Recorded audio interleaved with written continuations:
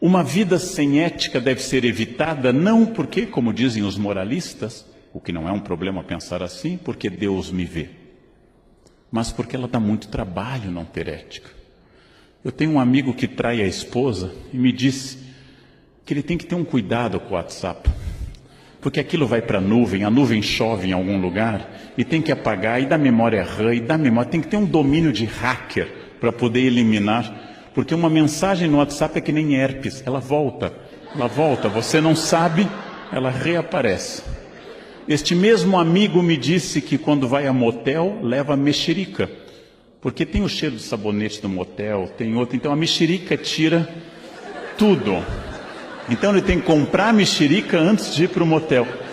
E eu fiz a seguinte pergunta: não dá mais fácil ser fiel do que comprar mexerica, ficar mexendo no WhatsApp? Ou casar com a amante, que é para acabar com o sexo, que a única coisa que acaba com o sexo é o casamento. Então, a vida sem ética, gente, ela dá muito trabalho. É preciso ter uma memória enorme. Quando um guarda me para no trânsito, que é escasso, porque disse um aluno meu que eles só param gente jovem, mas quando um guarda me para no trânsito, eu desço tranquilo, os documentos estão em ordem. Inclusive eu guardei o extintor de incêndio, vá que ele volte. Eu tenho ainda o meu kit de primeiros socorros, nunca sei quando ele vai voltar. Eu desço tranquilo para ter em contato com o guarda, porque meu carro está em ordem, meus documentos estão em ordem, eu sou obcecado com a data de validade da carteira de motorista e assim por diante. Dá menos trabalho ir ao poupa-tempo da Lapa, que é maravilhoso, no meu caso, que moro na Zona Oeste, dá menos trabalho do que ficar fugindo de blitz e indo para lá. Não, hoje eu escapei. Vai no poupa-tempo e faz a sua carteira, animal. É fácil. Mas as pessoas ficam dando uma coisa enorme, que é aquilo que eu digo para aluno colador: levou horas escrevendo aquela cola, dava para ter estudado. A junção da tradição moral que formou o Ocidente com a reflexão ética sugerida pela filosofia, que forma o caráter bom ou mal das pessoas, torna aquilo que o Luc Ferry, num livro, chama de vida válida. Bauman, ainda utilizando seu conceito anterior a 1985, chama de ética pós-moderna. Este pequeno livro que a editora Paulus traduziu faz essa reflexão importante. Como ser ético no mundo onde hoje ser ético é igual a ser babaca?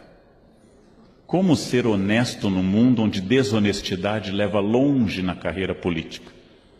Como defender valores neste mundo? O Bauman responde algumas dessas questões que eu recomendo aos senhores. Encaminhando para uma conclusão, temos que pensar que vivemos hoje, em outubro de 2015, um naufrágio ético. Os poderes públicos disputam de tal forma que vocês devem lembrar que, caindo a presidente e o vice, quem assume é o Cunha. Olhem a nossa situação.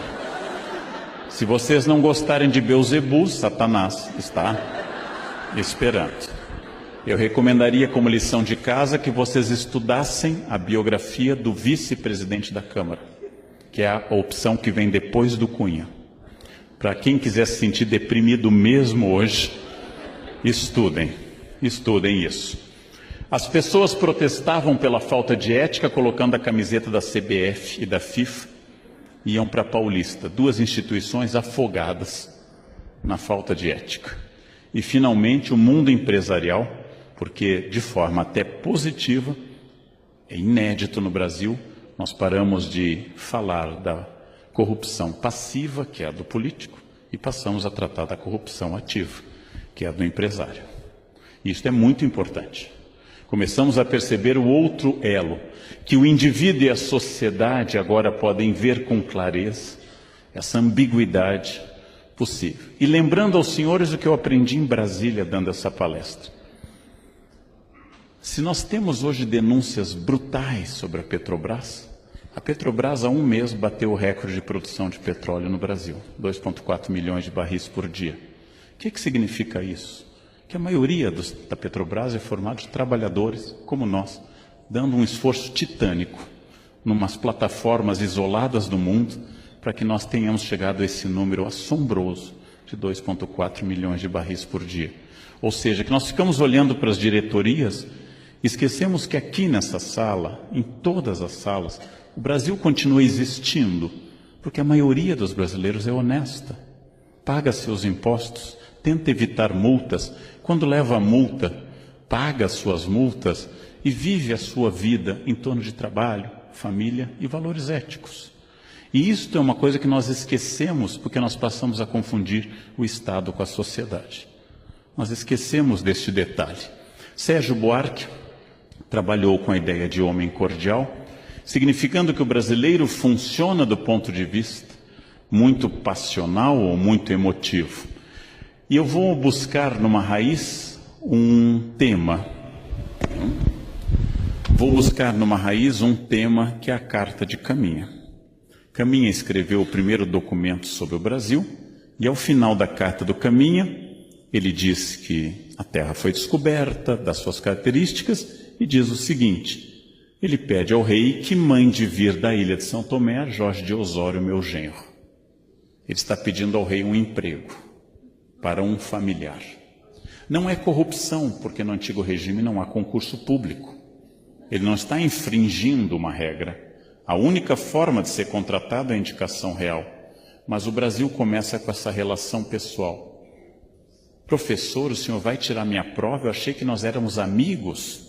E eu respondo, amigos sim, cúmplices não. Quer dizer, a ética não depende da minha relação afetiva com você. Ela depende de regras morais.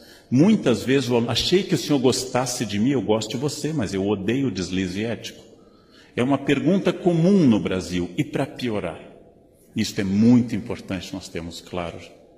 Nós somos o país que manteve por 388 anos, dos nossos 515, a barbárie da escravidão. O que significa? Que, em primeiro lugar, o campo do trabalho foi contaminado pela noção de que trabalho é coisa de escravo.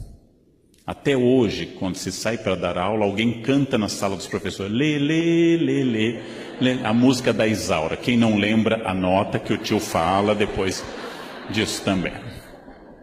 O fato de que uma parte da sociedade portuguesa e brasileira se achou no direito de trazer seres humanos à força, através de uma viagem fatal na África, e submetê-los a um serviço não remunerado e aviltante de destruição do valor humano, explica essa imagem do início do século XIX, explica por que é que os operários do Brasil começaram a ganhar direitos em 1930 e as domésticas ganharam os direitos plenos em 2015.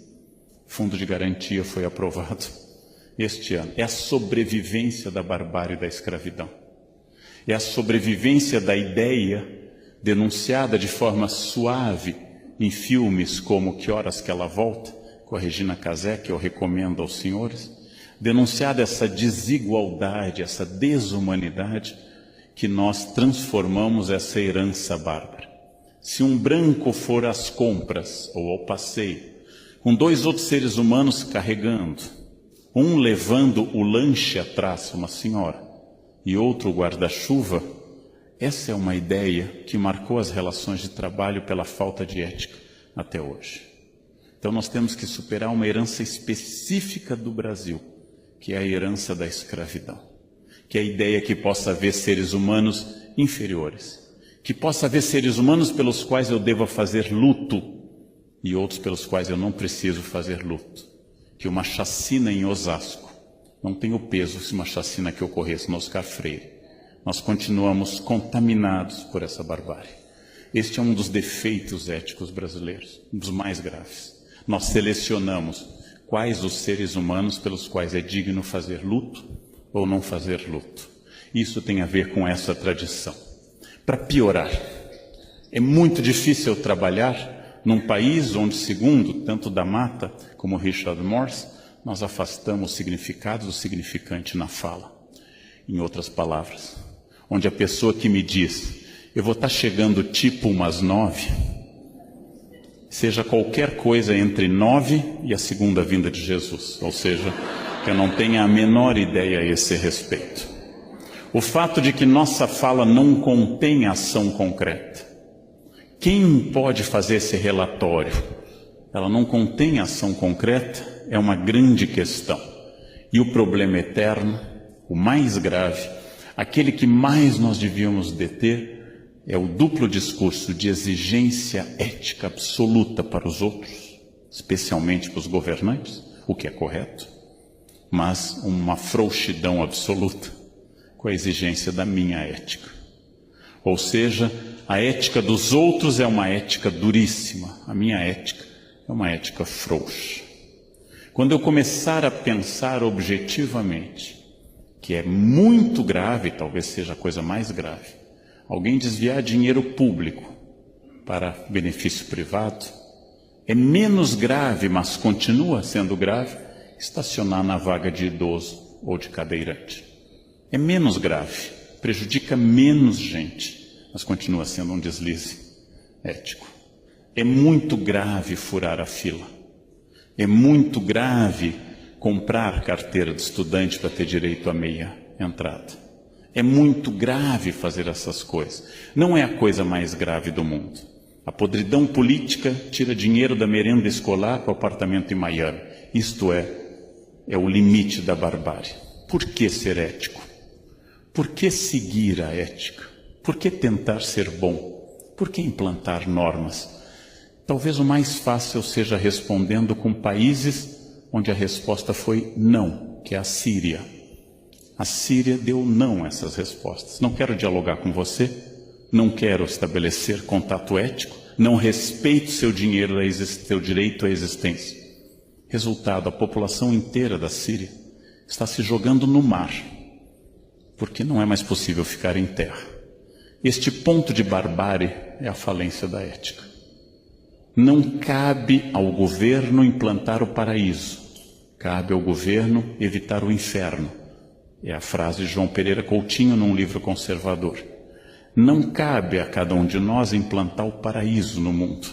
Não é possível, talvez, mas é possível imaginar que ao menos no meu pequeno universo, onde eu trabalho, no meu serviço público, na minha família, nas ruas da minha cidade, quando eu dirijo, que aquele espaço seja o mais ético possível, seja o mais cheio de valores, porque isso torna a vida viável, não porque alguém esteja me olhando, mas porque eu vivo naquele espaço.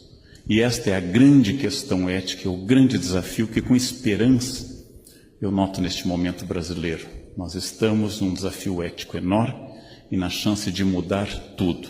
A crise econômica tornou a ética visível, porque em época de abundância econômica ninguém critica a falta de ética. Crimes maiores cometidos no passado foram deixados de lado. Desemprego e inflação nos tornam mais aristotélicos. Farinha pouca, meu pirão primeiro. Estamos mais egoístas. Isso talvez seja bom. Chegou a hora de fazer uma transformação que começa com cada um de nós. É essa questão que hoje me preocupa muito, que hoje me anima muito. Imaginar um país grande, diverso, com mais de 200 milhões de habitantes, com pessoas muito variadas, falando grosso modo a mesma língua, com uma certa tradição histórica, quase todo mundo. Onde eu dei palestra nos últimos meses, Bahia, Pernambuco, todos os lugares, Brasília, Rio Grande do Sul, Curitiba, em todos os lugares, as pessoas apontando a mesma coisa. Todos querem uma nação mais ética, todos querem um país mais justo. E nós talvez, curiosamente, tenhamos dado o primeiro passo nesse sentido. Só que quando eu lanceto o furúnculo, a primeira reação não é agradável. Eu estou colocando décadas de falta de discurso ético para fora. Se isso vai ser uma grande transformação, é uma resposta que está agora, daqui para diante, nas mãos de cada um de nós, eleitores, cidadãos, servidores públicos. E era isso que eu queria dizer neste momento para vocês. Muito obrigado pela atenção. Obrigado.